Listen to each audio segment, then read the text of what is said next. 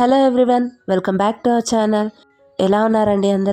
అందరూ బాగున్నారని అనుకుంటూ ఉన్నాను. అందరికీ మంచి జరగాలని అయితే మనస్ఫూర్తిగా కోరుకుంటూ ఉన్నాను. ముందుగా అందరికీ శ్రీరామనవమి శుభాకాంక్షలు అండి. ఇక్కడ మన హనీ ఏదో చెప్తుంది, వినండి. హాయ్ ఫ్రెండ్స్, మమ్మీ ఫ్లవర్ ముగ్గేసింది నిజమే ఫ్రెండ్స్.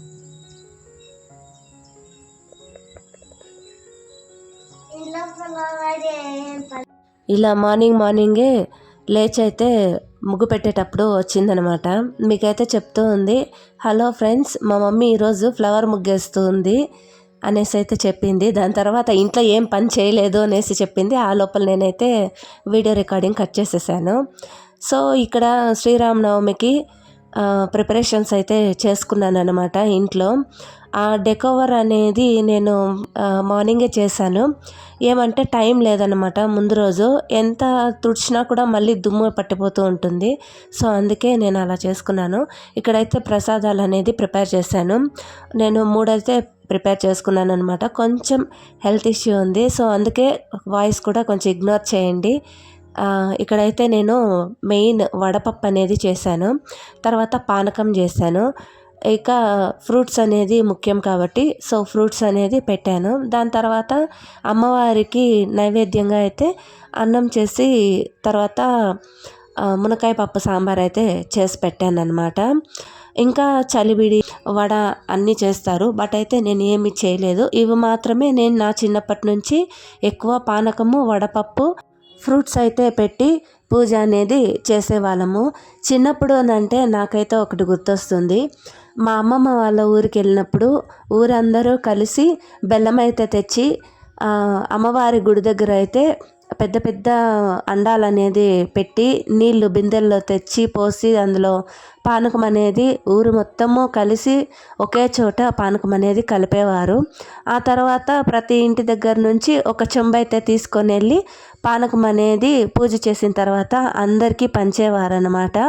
సో అదైతే నాకు గుర్తొస్తుంది. ఇప్పుడైతే వాళ్ళ ఇళ్ళల్లో పానకాలు కలుపుకొని వాళ్ళే తాగుతూ ఉన్నారు. మనము పానకం కానీ నైవేద్యం కానీ మనమే కాకుండా నలుగురికి పంచడంలో మనకు ఒక ఆనందం అనేది ఉంటుంది. నాకైతే అప్పుడు మా అమ్మమ్మ వాళ్ళ ఊర్లో జరిగే పానకం అనేది ఇస్తూ ఉంటారు కదా, సో అలా పంచడంలో ఉండే ఆనందం అనేది ఇంట్లో ఎన్ని రకాల వంటలు చేసుకున్నా కూడా రావట్లేదన్నమాట. సో అందుకే నేను కూడా ఇంటి దగ్గర ఉన్న వాళ్ళకి పానకం అనేది పిల్లల దగ్గర అయితే ఇచ్చి పంపించాను. తర్వాత అంగట్లో ఉంటారు కదా, సో షాప్లో వర్క్ చేసే వాళ్ళకు కూడా నేను ప్రసాదాలు ఇట్లా పానకం అనేది ఇచ్చి పంపించాను అనమాట. సో ఈ విధంగా అయితే చిన్నగా నేనైతే చేసుకుంటూ ఉంటాను.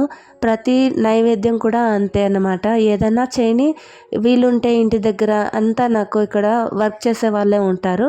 సో అందుకే ఎవరు ఇంట్లో ఉండరు కాబట్టి అంగడి దగ్గరికి అయితే ఇచ్చి పంపించేస్తూ ఉంటాను. అంగడి దగ్గర అయితే మా అత్త వాళ్ళు పనిచేస్తూ ఉంటారన్నమాట నైవేద్యాన్ని. ఇక్కడైతే నేను సాంబార్ అంతా ప్రిపేర్ చేసి పెడుతూ ఉన్నాను అన్నమాట. సో ఈ విధంగా అయితే స్వామివారికి పెట్టడానికి 3 రకాల నైవేద్యాలు, అమ్మవారికి అయితే ఈ సాంబార్ అన్నం అనేది చేసి పెట్టాను. తర్వాత అయితే ముందు రోజే దేవుడి రూమ్ అంతా క్లీన్ చేసి పెట్టుకునేసాను.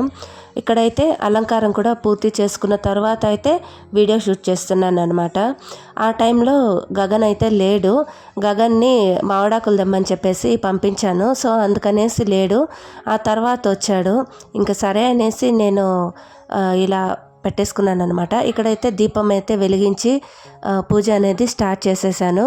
అందరికీ మంచి జరగాలని మనస్ఫూర్తిగా కోరుకుంటూ సర్వేజన సుఖినో భవంతు.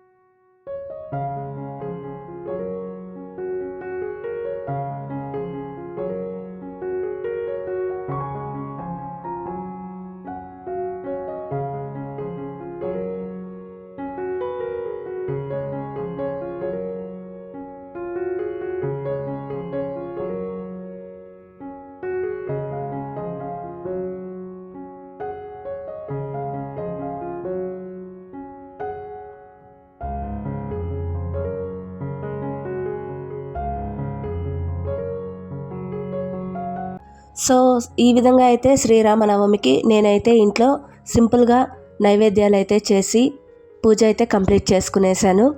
ఇక్కడ అందరికీ పంచిపెట్టడానికైతే నైవేద్యాలను కప్పుల్లోకి అయితే తీస్తూ ఉన్నాను అన్నమాట.